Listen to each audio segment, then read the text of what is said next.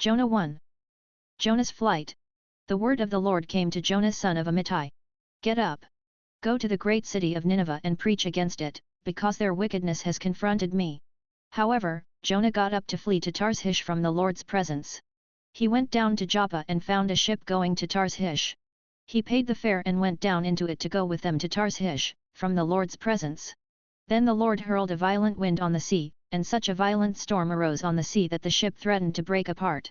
The sailors were afraid, and each cried out to his God. They threw the ship's cargo into the sea to lighten the load. Meanwhile, Jonah had gone down to the lowest part of the vessel and had stretched out and fallen into a deep sleep. The captain approached him and said, "What are you doing sound asleep? Get up.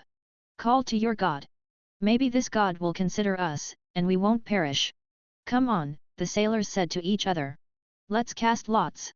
Then we will know who is to blame for this trouble we're in." So they cast lots, and the lot singled out Jonah. Then they said to him, "Tell us who is to blame for this trouble we're in. What is your business and where are you from? What is your country and what people are you from?" He answered them, "I am a Hebrew. I worship Yahweh, the God of the heavens, who made the sea and the dry land." Then the men were even more afraid and said to him, "What is this you've done?"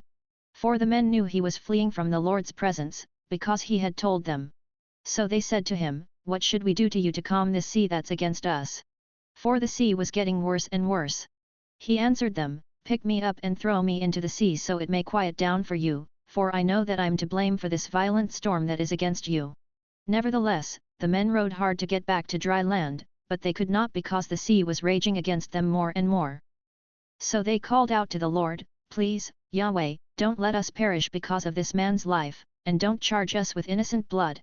For you, Yahweh, have done just as you pleased." Then they picked up Jonah and threw him into the sea, and the sea stopped its raging.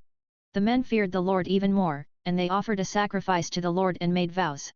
Then the Lord appointed a great fish to swallow Jonah, and Jonah was in the fish 3 days and 3 nights.